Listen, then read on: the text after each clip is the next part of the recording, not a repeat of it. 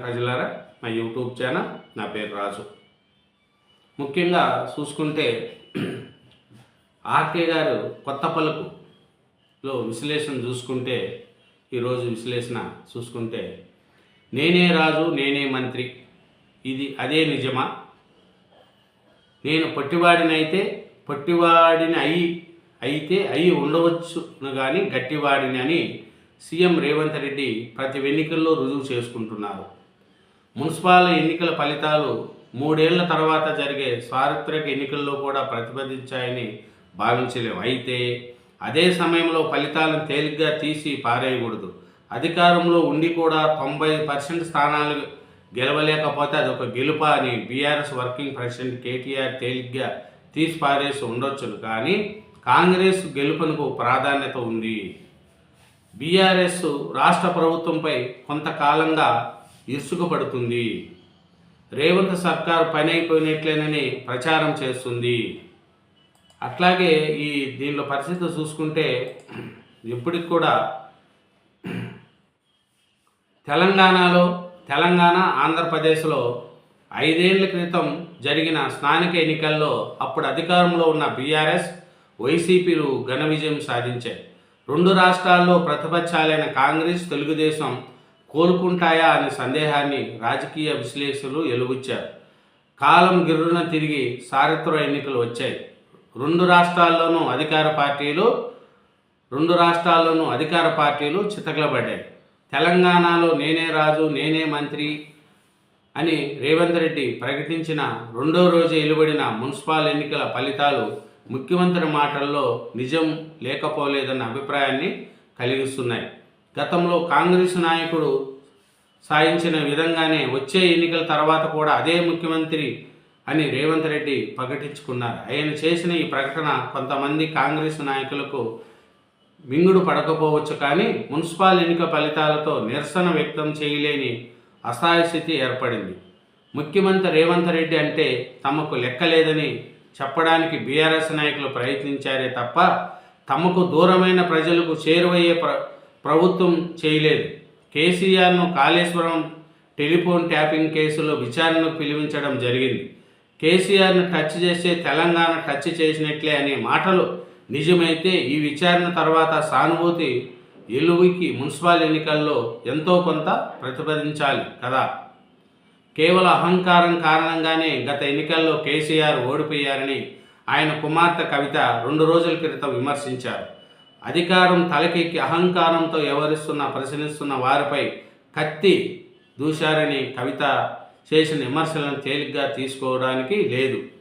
బీఆర్ఎస్ను విమర్శిస్తున్న కవితను కూడా ఇప్పుడు తెలంగాణ ద్రోహి అంటారేమో తెలియదు. మున్సిపల్ ఎన్నికల్లో తమకు ఓటు ప్రజలు కూడా తెలంగాణ ద్రోహులని పిలుస్తారేమో అనేది కొత్త పలుకు ఆర్కే విశ్లేషణలో అంటున్నారు. ఈయన ఇంకా వివరంగా చెప్తే ఏమంటారంటే, గత ఎన్నికల్లో కేసీఆర్ ఓడిపోయారనడానికి కారణం అహంకారము తలకెక్కి ప్రజలు నా వాళ్ళే, నేనే తెలంగాణలో రాజు నేనే మంత్రి నేనే అనుకున్న కేసీఆర్ ఎలా ఓడిపోయారో ప్రజలు చూశారు.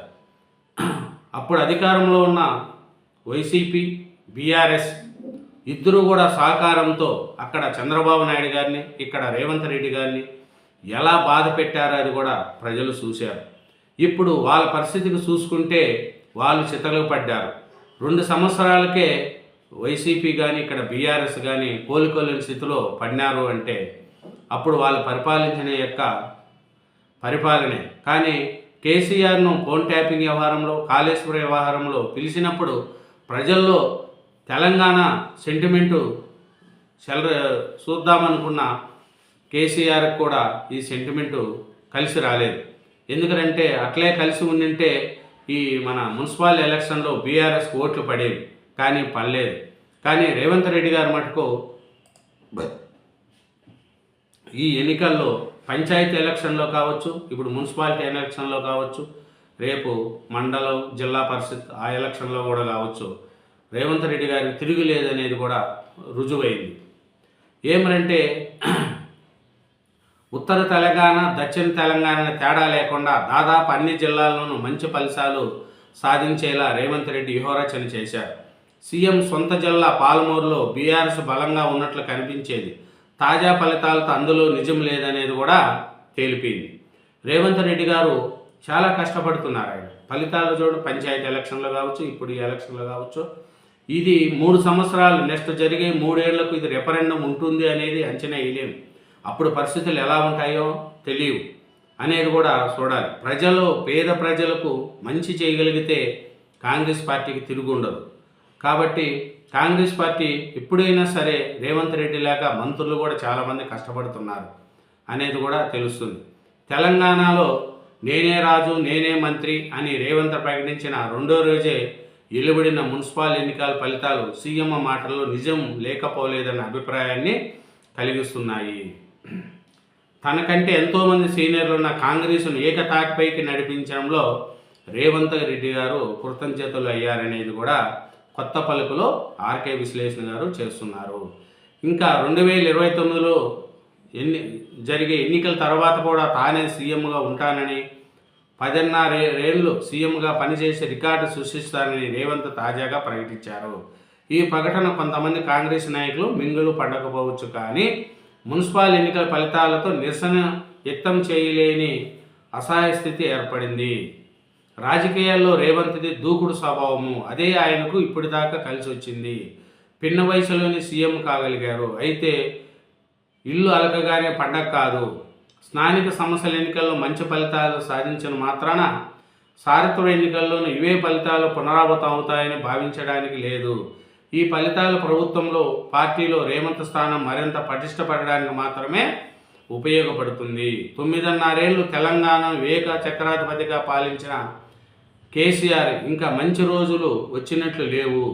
అసెంబ్లీ ఎన్నికల తర్వాత తెలంగాణలో జరిగిన ఏ ఎన్నికల్లో కూడా బీఆర్ఎస్ చెప్పుకోదగా ఫలితాలు సాధించలేదు. కేవలం అహంకారం కారణంగానే గత ఎన్నికల్లో కేసీఆర్ ఓడిపోయారని ఆయన కుమార్తె కవిత 2 రోజుల క్రితం విమర్శించారు. ఆమెను కూడా ఇప్పుడు తెలంగాణ ద్రోహి అంటారేమో తెలియదు. తెలంగాణలో మరింతగా బలపడే అవకాశం ఉన్నప్పటికీ కారణం తెలియదు, కానీ బీజేపీ అందిస్తున్న అవకాశాలను సద్వినియోగం చేసుకోవడం లేదు. లోక్సభ ఎన్నికల్లో మంచి ఫలితాలు సాధించిన నేపథ్యంలో తెలంగాణలో ఆ పార్టీ మరింత బలపడి ఉండాల్సింది. అలా ఎందుకు జరగడం లేదో ఆత్మపరిశీలన చేసుకోవాలనేది ఆర్కే విశ్లేషణ చెప్తున్నారు. ఆర్కే విశ్లేషణలో ఇది ఒకటే, కేసీఆర్ అహంకారం వల్లనే బీఆర్ఎస్ ఓడిపోయిందని, బీజేపీ బలంగా ఉండడానికి అవకాశం ఉన్నా అది సద్వినియోగం చేసుకోలేదని, రేవంత్ రెడ్డి గారు పంచాయతీ ఎలక్షన్లో మున్సిపల్ ఎలక్షన్లో గెలవచ్చు, కానీ ఇదే రెఫరెండము 2029 జరిగే ఎలక్షన్లకు ఇది ఉంటుందో ఉండదో తెలియదు అనేది కొత్త పలుకు ఆర్కే విశ్లేషణ అండి. Thank you very much. ఛానల్ను సబ్స్క్రైబ్ చేయండి.